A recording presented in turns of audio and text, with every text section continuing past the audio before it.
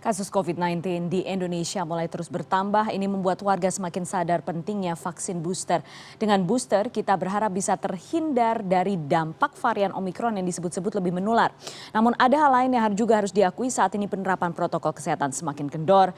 Kita membahasnya dengan epidemiolog Mas Dalina Pani. Selamat sore Ibu Mas Dalina. Selamat sore. Selamat sore Ibu, sekarang ini sepertinya kita berkejar-kejaran antara kecepatan booster, penyebaran booster dengan penyebaran virus. Apakah Indonesia saat ini sudah berada di jalur yang benar, Bu Mas Dalina?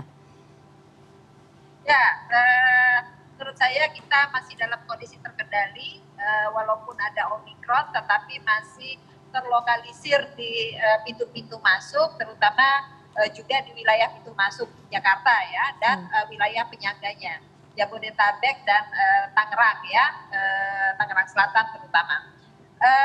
Sejauh ini kami sudah sangat senang bahwa vaksin booster sudah mulai diberikan kepada masyarakat dan melalui sistem atau puskesmas ya, sistem vaksinasi yang sudah biasa dilakukan oleh teman-teman di puskesmas, sehingga mudah-mudahan vaksin booster ini juga bisa melindungi masyarakat kita dari peningkatan kasus Omikron ini. Peningkatan kasus jangan disikapi dengan negatif, karena kalau teman-teman di wilayah itu melakukan active case finding, maka akan ditemukan cukup banyak kasus untuk segera dilakukan containment. Bu Mas Dalina, tapi banyak juga yang mengharapkan agar pemerintah tidak terlalu atau terlena atau dengan euforia vaksinasi booster, tapi kemudian juga tetap harus memaksimalkan vaksinasi dosis 1, dosis 2, memastikan bahwa itu betul-betul tercapai. Apa menurut Anda soal ini? Ya, jadi memang target prioritasnya adalah mencapai 70% vaksin, target vaksin kita.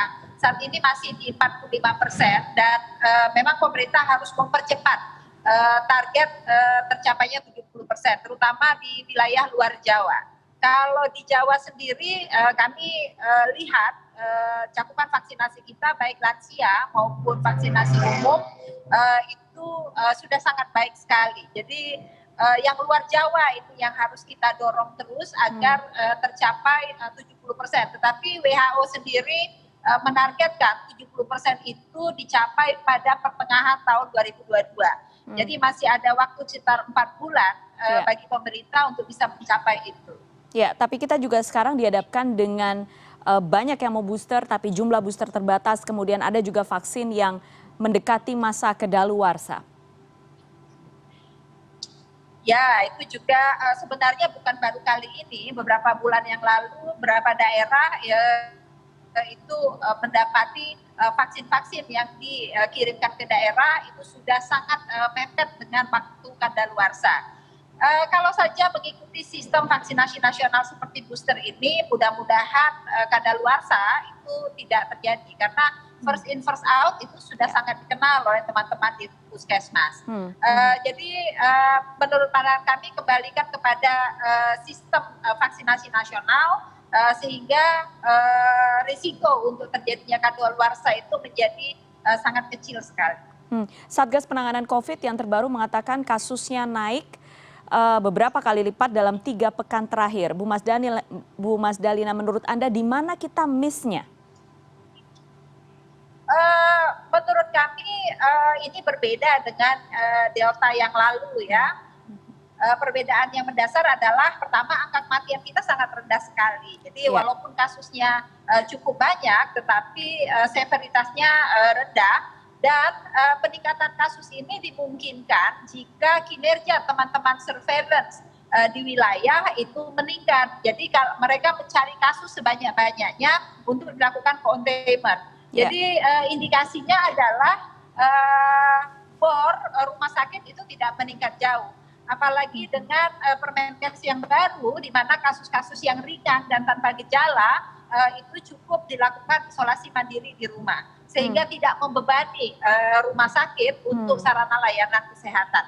saya kira semua masih under control sejauh ini ya. Nanti kita akan lihat 1 minggu ke depan apakah terjadi peningkatan eksponensial terhadap kasus kita. Oke, ada tantangan lain sekarang Bu Mas Dalina sudah terjadi di masyarakat, ada euforia booster. Jadi karena ada booster kemudian longgar di prokesnya.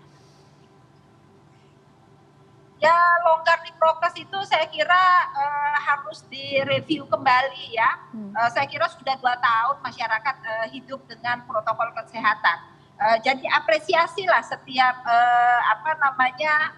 intervensi yang sudah dilakukan oleh masyarakat. Di area-area publik kami lihat masyarakat kita masih cukup patuh. Seperti misalnya di terminal, stasiun, bandara masih cukup patuh.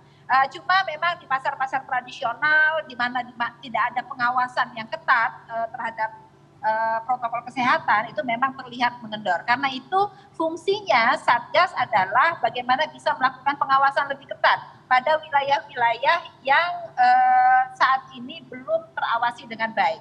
Oke, baik. Ibu Mas Dalina Pane, terima kasih banyak. Sore hari ini sudah berbincang di CNN Indonesia Newsroom, Ibu. Kita lihat sepekan ke depan seperti apa. Sehat semua ya. Sehat semua juga, Ibu. Terima kasih.